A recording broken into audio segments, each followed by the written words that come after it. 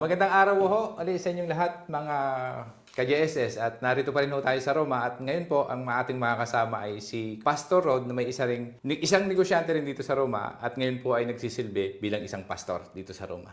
Maraming salamat boss Pastor sa pagpapaunlak. Actually wala sa plano at pinagbigyan niyo pa rin ako. Maraming salamat po. Maraming pagkakataon. salamat din po sa inyo at isang opportunity na ma-interview po kami sa inyong.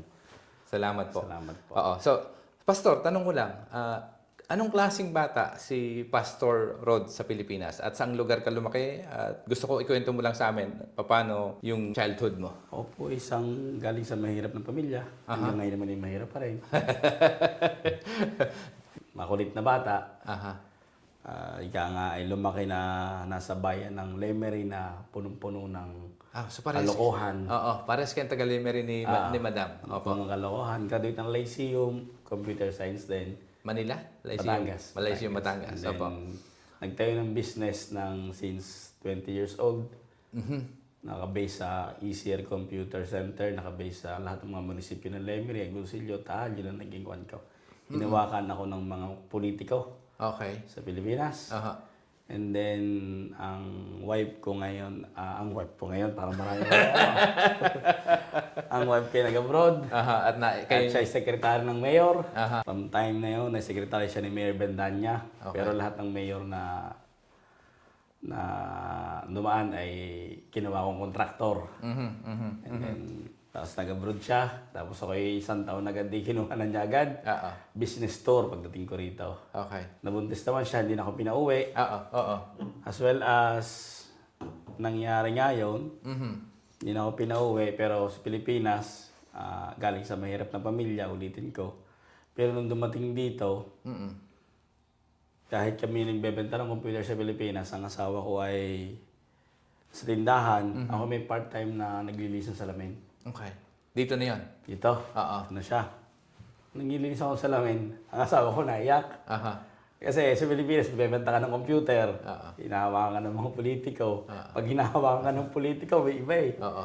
Mas mabilis. Oo. Kaya nga, diba? Maganda ang kitaan. Maganda ang kitaan. At consistent. Ika nga. Consistent. Oo. Makasalanan. Oo. Totoo. Yung pa isa. Kasalanan. Oo. Inalis ako ng Panginoon sa Pilipinas, dinala ko dito. Oo. Pero nung naglilinis nga ako ng salamin, naiyak ang asawa ko. Oo. Ang ginawa ko naman, ibinaba ko na agad yung sarili ko. Oo. Kasi hindi naman, lahat naman dito ay nag-uumpisa talaga sa Tama. napakababa. At kailangan mo pa rin manitiling mababa. And dahil yung mga nandito, mga engineer, doktor, nurse, bakit magpapakataas ka? Sila naman ay ganun din. Oo. Tama. Naghahangad lang ang tayo ng mas maayos, mas ikakatrangkwila ang buhay. Oo. Ayun. Okay. And then, nung nag-business siya, yung sinasabi niya, nung nawala ng pera, bumagsak. Tapos bumagsak si Manchino on the go. Okay. Isa, yung pera ng Pilipinas, dinala dito para makasurvive. Yeah. Yung sinabi niyang utang, gano'n. And then the rest, sa Mancini kasi, ang lugar ng Mancini, punong-puno ng tao ng araw. Narin ang sugalan, adik. Talaga. Kasi nasa ilalim ng tulay. Oo. Alam nila yung ilalim ng tulay, nandun yung bilyaran, pulpulan, nandun yung Tambayan ng Pinoy ito. tambayan ng Pinoy. Dito sa Roma. Dito sa Roma, napakaganda talaga nun, napakaraming tao. Pero lahat ng bisyo nandun. Kaya Mancini, bagsakan na yan ng lahat. Yung kwento ng buhay ko doon, tiyuhin ko dati yung may hawak, napapunta sa akin. Okay. Yung mga Oo.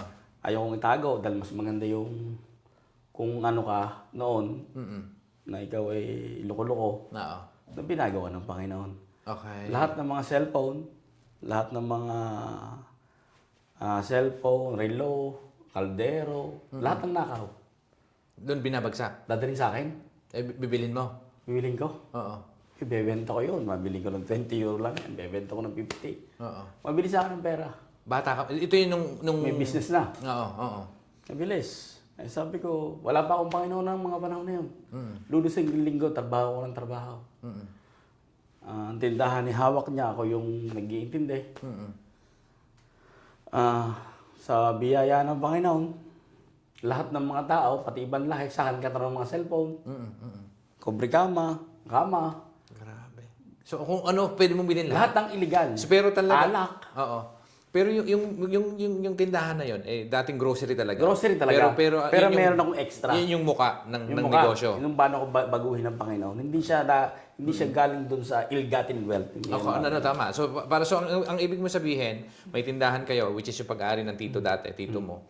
Tapos ngayon, nung napunta sa'yo, Nung napunta sa akin, ikaw yung naging bagsakan nung... nabagsakan ng mga ganun. Nakasanayan ba yun? Ginagawa nila yun bago, namana mo lang yun? O sa'yo nagsimula? Hindi sa akin nagsimula. So, kagawian na nila yun bago nakagawian mo nila pa yan. na-recover? Ba't iba yung dinadala? Sabi ko, humihirap na parang ang lahat ng mga tao sa akin na hinahanap. Ang ginawa, tinatanong na ako lahat. Sabi ko, meron tong consequences. Kinulong ako ng Panginoon ng 3 weeks. Okay. Para magising. So, nakulong ka? House arrest. House arrest? House Okay. arrest. Oo. Hindi ko kailangan itago sa'yo. Oo. House arrest, pagka house arrest sa akin, doon ako nagising. Okay. Na ang lahat ng pera, madaling kitain, madaling mawala. Tsaka lahat ng kaibigan mo, mawawala din. Oo. Totoo. Nawala lahat sila. Kasi salbahing, parang ganun. Oo. Pero manager ako ng basketball dito. Coach. Hindi nila alam yung ginagawa mo? Alam alam na nila nila lahat. Alam nila lahat yun? Okay. Nila lahat yun. Oo. From time ng Mancini team, nakakabot pa kami ng mga Milan, Firenze, lahat. Kasagsagan nyo ng marami. Oo. And then, nung hinipo ako ng Panginoon, pinakita niya na walang makakatulong sa'yo kahit sino. Kundi siya. Oo, hindi ako may Pero prepare dapat, may gagawin ka para mabago ka. Yes. Yun eh. Lahat ng mga kaibigan ko, walang dumadalaw sa akin. Oo. Sabi ko, hindi pala talaga. Hanggang bote lang ang mga to. Oo. Doon, nag-umpisa yung hindi kaya ng pera Okay. na may labas ka. Ang ginawa ko lang, lumuhod lang ako sa terrace. Tumawag ako sa Panginoon. Oo. Think 2 days, nakalaya ako. Okay. Doon, nagbago yung pananaw ko sa buhay. Ano yung, kasi napakabigat ng pinagdaanan mo kuya, no? Yung istorya mo na talaga namang iba rin, kumbaga sa iba. Pero dahil the fact na inadmit mo yon na dati mong gawain at binago ka dahil sa kanya, nung kausap mo siya, nung nagdadasal ka, ano yung sinabi mo sa sarili mo na ayaw ko nang gawin to eh? Ano yung sa tingin mo habang kausap mo si Lord, ika nga, ano yung ipinapanghahawakan mo para tuluyan mo ng talikuran yung alam mong maling gawain? Nung tumawag ako sa Panginoon, umiiyak. Oo. Sabi ko, ang nasa tabi ko lang ay pamilya ko, asawa ko. Oo. Inalisan ako ng TV, inalisan ako ng cellphone. Then nakikita ko mukha ko sa TV, nakadyaryo kami. Dahil 11 ata kami noon. Grabe. Nung tumawag ako sa Panginoon, walang-wala ka na. Ako lang ang meron sa'yo. Sabi ng Panginoon. Kaya tuluyan akong nagbago. From time na naging Christian ako, nagdire-diretso. Okay. Sa biyaya ng Panginoon, then yung pagpapayaman, pag ibinigay mo sa Panginoon yan, isa lang ang negosyo, pero nung nag-charge na ako, naisama na niya ako, Oo. from time to time, naging 2, naging 3, nagkaroon sa Pilipinas, nagkaroon ng bed and breakfast. Pero lahat ito ngayon, dahil binago ko na, ito'y parehas. Ika nga, ito na yung negosyo. Malinis na at Kami patas. yung kahit sa sentes, kahit 10% lang o 5% lang natutubuhay. Yun yung sinasabi mo ngayon na basta Kailangan para sa kanya. Patas. Oo, patas na. Kasi kung iisipin natin mga OFW, mga negosyante na mag-iisip tayo ng malaking kita, madaling mawala yan. At may consequences. Totoo. Totoo. Basta ginawa mong kasamaan, Oo. sa ngayon, hindi mo mararamdaman. Pero at the same time, mararamdaman mo yun, banda-banda yan. Galing, galing. So, ang bilib na bilib lang ako doon sa the fact na inamin nyo sa sarili nyo na ganun ka dati. Tapos ngayon, binago yung buhay mo dahil nung nagising ka, kinalabit ka niya eh. Pinalo ako. Rod, tumigil ka na sa ginagawa mo. So ngayon, ang ibig ko sabihin, ilang taon to? Iisa pa lang yung tindahan mo that time, nung nagbago ka. So yung expansion, nung nag-expand ka na, ito lahat na patas na to, kumaga. Ang case ay almost 14 years. Nung simula nung nagbago ka. Oo. Simula nung nagbago. Nung yung 14 years, Oo. ang nagastos ko, almost 20,000 euro. Dahil dun sa ginawa mo. Sa abogado, sa lahat-lahat. Grabe. So yun yung isang consequences na sinasabi mo pa ulit-ulit kanina. Dahil sa ginawa mo at kailangan mong pagbayaran. At yung pagkakakulong mo ng ilang Hindi araw. pag-uusap dyan ay pera. Oo nga. Ang pag-uusap dito ay yung yung emotional, Oo, oo. spiritual, Oo. talagang Bigat, pinuntahan ng bahay mo ng akala mo may drugs. Oo. Oo. Pero hindi. Pinuntahan ng bahay mo ng 2 beses ng pulis.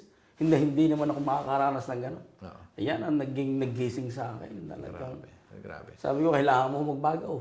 Kung hindi ka magbabago, Hindi, tuluyan kang hindi, wala na din may mangyayari, di ba? ano yan, parang nasa basurahan ka lang. Oo, Walang mangyayari. Okay. So, ano sa tingin mo yung the fact na nung kinausap mo siya at sabi mo nga one day lumuhod ka sa terrace at nagdasal ka at sinabi mo sa kanya, ayoko nang gawin ulit yung nakaraan at gusto ko na magbago.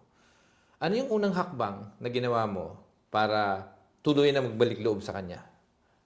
At para magtuloy-tuloy. Ano yung pinanghahawakan mo? Ano yung hugot mo doon? From time to time na nagsaserve ako sa God every Sunday, hindi ko na inisip na dati Monday to Sunday nagkatrabaho ka.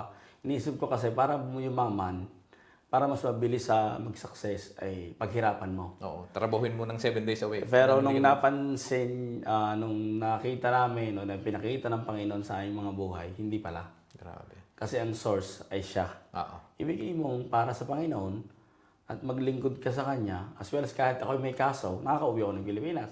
Yun ang pribilehiyo, hindi katulad nung iba na nagkakaso, na nag-in process, hindi na makaka-uwi. May dokumento pa ako.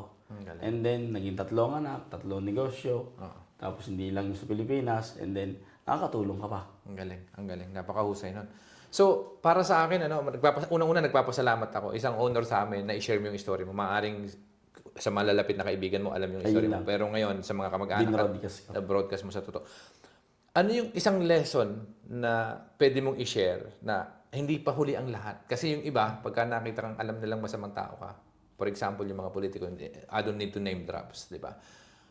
Di ba? Pwede pa magbago eh, kung gusto mo magbago. Ang masama lang kasi, yung alam mo nang sobrang tagal na nilang ginagawa at alam mo nang mali, eh hindi, walang chance talaga na baguhin. Kasi parang sa kanila, hindi ko maintindihan. Ang iba daw, kaya daw ginagawa yung pangungurakot sa gobyerno dahil mayroong sakit na sa mental disease daw yun eh. Ikaw, sa iyo, anong paniniwala mo? At para sa mga ganitong bagay. Kasi alam ko naman na, sa OFW, bibihira yung mga ganyang ginagawa. Pero the fact na na-realize mo at inadmit mo at nagbagong buhay ka at sa halip na ipagpatuloy mo, mas pinili mong magbago at magsilbi pa sa Kanya at maglingkod pa kay God. Kasi sa akin kasi, kung ikaw ay mananatili sa kasalanan, bagamat ikaw ay punong-puno ng marami kang pera, Palitin pa nga ng ginto. ikaw ay talagang humihiga sa pera, pero kung mananatili ka na matlog lang sa kasalanan, mawawala din yan ng mabilis. Isang iglap lang din. Kaya habang may panahon pa, habang may pag-asa pa, at habang malakas ka pa at humihinga ka pa, magbago ka na. Ang galing. Dahil Ang galing. wala kang pupuntahan yan kung hindi Tama. kukunin din lang lahat sa'yo yan. Napakaganda nun. So ngayon, Kuya, maraming salamat ulit at na-share mo sa amin yan. Mensahe dun sa mga kababayan nating OFW na maaring hirap na rin ngayon or maaring may kasalanan din na hindi lang, I don't know, for some, di ba, na naliligaw din ng landas, ika nga. Sa akin, ang mensahe ko sa mga naliligaw ng landas at sa mga negosyante na patuloy na gustong umunlad, unahin mo ng Panginoon palagi sa kanilang mga buhay. Unang-una, ilagay ang Panginoon sa pamilya. Ang balang kapayapaan at ang pagyaman at ang pagpapala ng Panginoon ay makikita sa iyong puso. Dahil kung unahin mo siya, lahat ng iyong pangangailangan ay ibibigay ng Panginoon. Sinabi dito, lahat. Kaya wag mo naman isipin kung ano-ano pa. Mag-direct to the point ka na Jesus is the center of your life. Okay. Ang galing nun. Galing. So, ikaw, kung may pagkakataon kang kausapin, yung batang version mo, anong gusto mong mensahe sa kanya? Kung kakausapin ko sa sarili ko, Oo, yung bata. Yung batang version mo. Ngayon, ang laki ng transition. Ang daming pinagdaanan sa experiences mo. Tapak na ngayon, nakakatuwa at nakaka-proud na hindi pa pala pwede. Pag naging masama ka pala, hindi matatapos yung buhay mo na hindi ka na, kumaga, nagbago eh. Ang sarap lang. Ngayon, kung may mensahe ka dun sa sariling version ng bata o maliit pa, si Pastor Rod, kung anong gusto ako mong ay, sabihin sa kanya? sa batang version ko, kakasapin ko, salamat sa Panginoon na nalampasan yung mga dating ginawang mali. At kung kakausapin ko pa rin ang sarili ko na sana hindi ko na maranasan yung naranasan ko ngayon. Sana hindi maranasan ng iba dahil baka hindi malampasan. Pero alam ko, kung tatawag ka naman sa Panginoon, malampasan mo rin yan. Galing. Patuloy lang. Tama, tama. Tatlong advice, kuya. Ito naman, napag-usapan natin yung sa negosyo nga. Yung mga OFW na matagal lang nangangarap, magnegosyo, or kung ano man yung pangarap na gusto nila gawin, anong tatlong advice mabibigay mo? Kung magninegosyo ka, dapat ang gagawin mo, magpatuloy kang humakbang. Patuloy kang kumilos dahil yung lahat ng plano at lahat ng pag-aaral, given na yan, nakikita na, di ba? Given na, kumilos ka na lang. At magtiwala ka na lamang sa ibinigay sa iyo ng Panginoon. Galing. Una. And then, padalawa, huwag mong pansinin yung sasabihin ng ibang tao. Kasi hanggat hindi ka kumukuha sa kanila ng kapital, hanggat hindi ka kumukuha sa ibang tao ng kakainin mo o ilalagay sa negosyo mo, wala silang pakialam sa buhay mo. Dahil ang pagninegosyo, sasama lamang at magtitiwala sila kapag ikaw ay success na. Okay. Kaya kumilos ka, magpatuloy ka. At ang patatlo naman sa akin, basta sa puso mo, sa tingin mo ay tama ang ginagawa mo at hindi ka nakakalampas sa ibang tao at punong-puno ka ng pakikisama, ang negosyong bubuksan mo ay magsasucess. Ang galing. Napakaganda nun.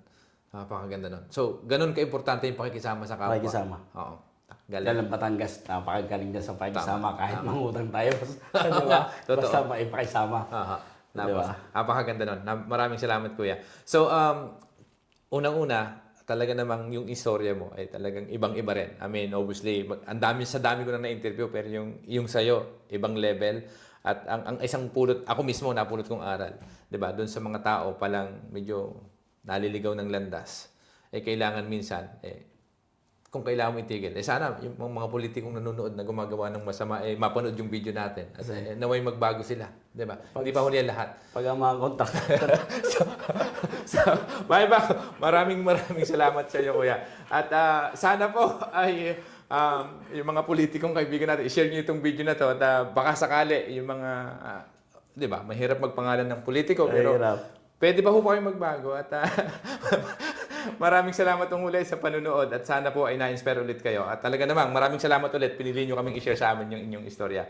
Sana po ay, kung kayo po ay may aral at nag-enjoy sa panunood sa amin, sana po ay i-share at i-like niyo yung video na ito at sana po ay mapalawak pa natin yung ating channel. Maraming salamat po at hanggang sa muli. Ciao. Glory to Jesus Christ alone. Thank you.